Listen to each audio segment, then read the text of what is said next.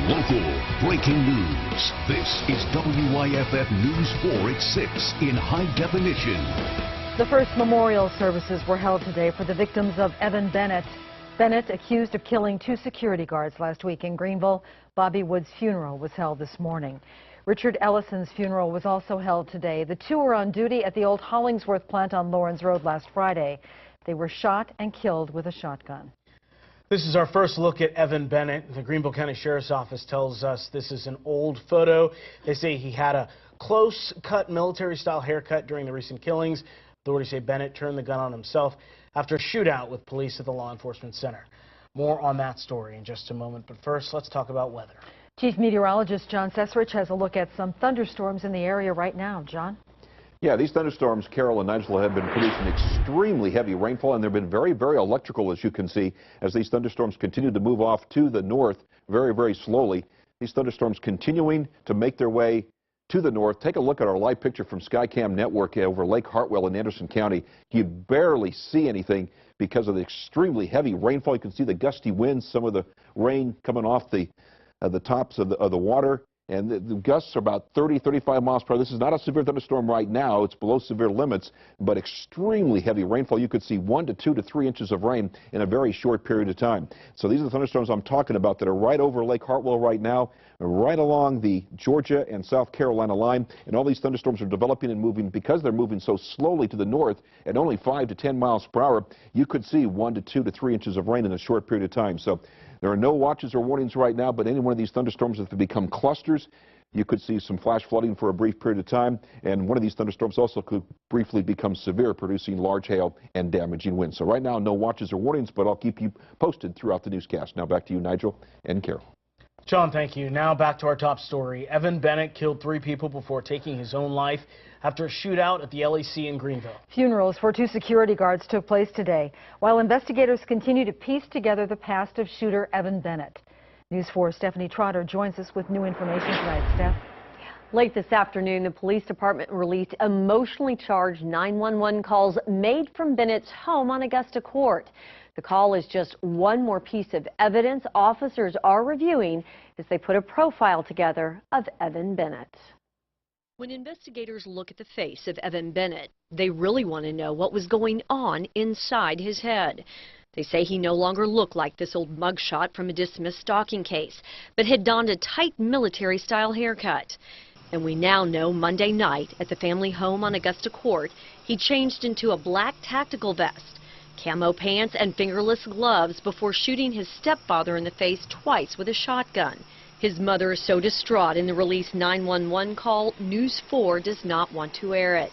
But she begs for help, and between sobs says, "My husband has been shot." When the dispatcher asks if she knows who the shooter is, his mom breaks down even more, saying, "His name is Evan Bennett. He's my son." As his mother begged for help, police say Evan was on his way to the law enforcement center, where he ambushed an officer in the parking lot before shooting and killing himself. Investigators say the family set off this series of events by confronting Evan about the murder of 2 guards at the Hollingsworth textile plant after he confessed some sort of involvement to his brother. The sheriff calls Bennett unstable and mentally ill, adding he'd gone to a psychiatrist at least once but was taking no medication. Today, the interim police chief compared the loner's actions akin to domestic terrorism. In this situation, you're talking about 3 different crime scenes that could have ended up in a much worse scenario than we're actually looking at right now. As for the city police officer who was shot at the LEC, he underwent a second surgery this afternoon and is still looking at a possible third. The interim chief did tell me he is in good spirits. Nigel, Carol.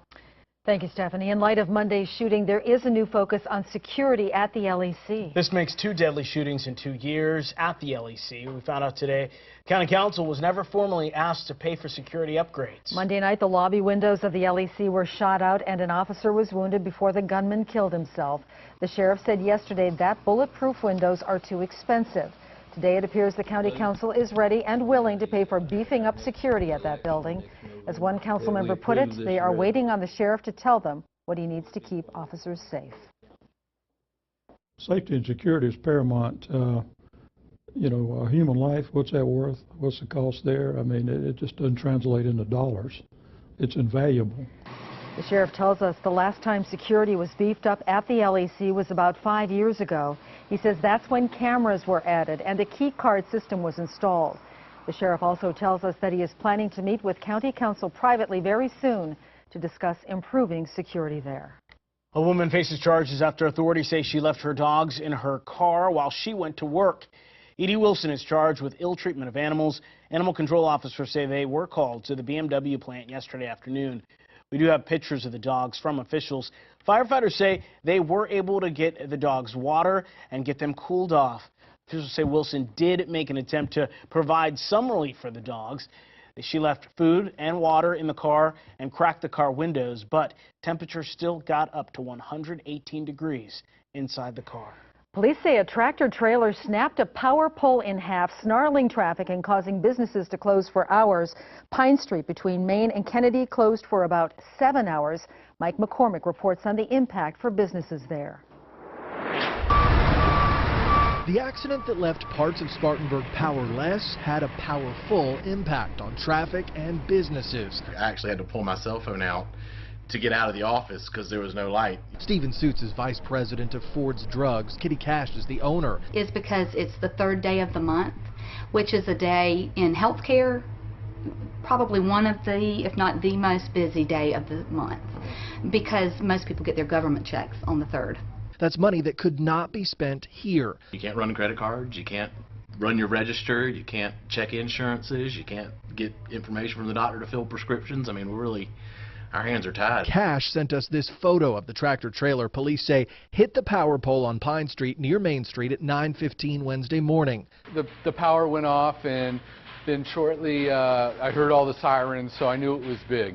Paladin Mazaris is the general manager of Mellow Mushroom. I ended up sending my crew home. His power came back within an hour, not in enough time for the ovens to get hot in time for lunch. They couldn't open till 1. We've already had to turn away a lot of business. Police turned away traffic while power crews worked on the power pole that snapped like a twig. Pretty impressive to see, yeah, honestly. It was, never seen it happen before.